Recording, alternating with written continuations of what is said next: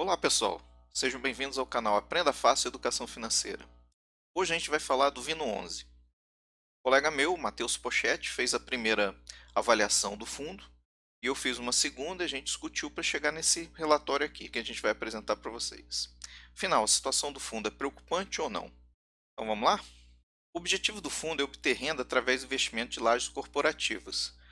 E ele investe em imóveis fora das principais praças, porque ele tem uma taxa interna de retorno maior, já que o valor do aluguel em relação ao metro quadrado pago, ele é superior ao valor que você consegue nas principais praças. Mas por outro lado, ele sofre o problema do flight to quality. Então, quando você tem uma crise, em teoria, as pessoas vão conseguir um preço por metro quadrado mais ou menos igual, migrando para as grandes praças. Então, quando você tem um imóvel fora das principais praças, você está sujeito a isso. Mas de qualquer jeito, a teoria do fundo é essa, que é, até esse momento, exatamente igual a que faz a RECT. O fundo RECT 11 também usa essa estratégia. Só que eles têm uma diferença, que vem aqui.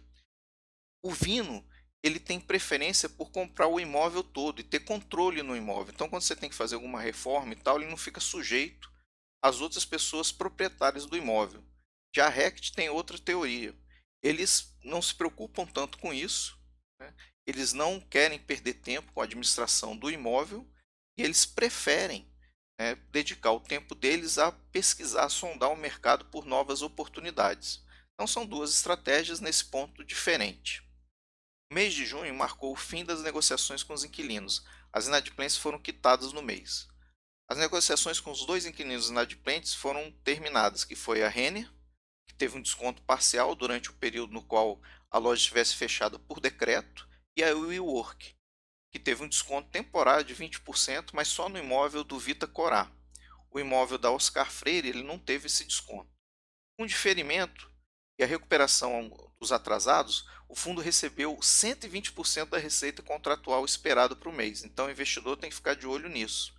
Ou não olhar essa renda, que é não recorrente, como se fosse uma renda normal. O mês também marcou a saída da EBAC, né, que é a Escola Britânica de Artes Criativas. Ele ocupava uma área de 1.382 metros quadrados no edifício Lab 1404. O contrato representava menos de 3% da receita, é o menor dos contratos que o fundo tinha. Mas ele gerou uma multa de praticamente R$ 758 mil, sendo que 46% foi paga no mês de junho e o remanescente vai ser pago em 12 parcelas. Lendo o relatório, o fundo fala que está bastante otimista em relação ao segundo uso. O segundo uso é um jargão do mercado que significa a facilidade de você alugar esse imóvel para um outro inquilino. Então, quando se diz que o segundo uso é fácil, é porque o imóvel é muito bom e geralmente tem gente pretendendo ir para lá. Bom, olhando a rua onde fica o imóvel, que é uma rua estreita, sem facilidade de estacionamento, e o prédio, bom, não me pareceu essa facilidade toda. Eu acho que o fundo vai ter dificuldade em conseguir um inquilino para esse imóvel. Vamos aguardar. Bom, o fundo tem 7 imóveis. Aqui eu queria destacar que os contratos da Vino estão 20% abaixo do valor de mercado em média. Então, talvez nas renegociações a gente tenha aí uma melhora desse valor, que ele se iguale ao valor de mercado e os investidores passem a receber um pouco mais. Sobre a carteira, 59% é típico, 41% atípico. O fundo tem por segmento 33% dele é do setor financeiro, que é a própria Vinci, a gestora, né, que estava conflitada, fez uma assembleia, foi votado, os cotistas admitiram que esse prédio viesse para o fundo e para evitar maiores questões, ela fez um contrato atípico de longa duração. O valor do contrato foi feito por uma empresa externa, e quando esse contrato vencer, está no regulamento lá que vão ser contratadas 3 empresas e eles vão pagar o preço médio dessas 3 empresas aí. O segundo eh, maior inquilino do fundo é de coworking, que é a WeWork, que a gente sabe que está com problema, e o terceiro é varejo, que é a Renner, que também está com um pequeno problema aí durante a crise. E os demais segmentos ele é bem diversificado. A gente vê que metade dos imóveis estão no Rio de Janeiro e metade em São Paulo. Sobre as receitas do fundo, eu queria destacar que ela está totalmente irregular por causa da crise. A crise afeta totalmente o recebimento atual. O investidor que se basear na renda do mês pode chegar a uma conclusão totalmente errada sobre o fundo. Vamos dar uma olhada aqui. Se a gente olhar os diferimentos, ele recebeu 2,2% a mais por causa deles. Por outro lado, os descontos representaram uma perda de receita de 6,7%.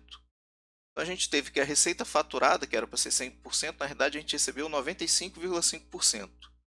Aí a gente teve outro acréscimo, que foi por causa da recuperação dos inadimplentes, de 17,7%.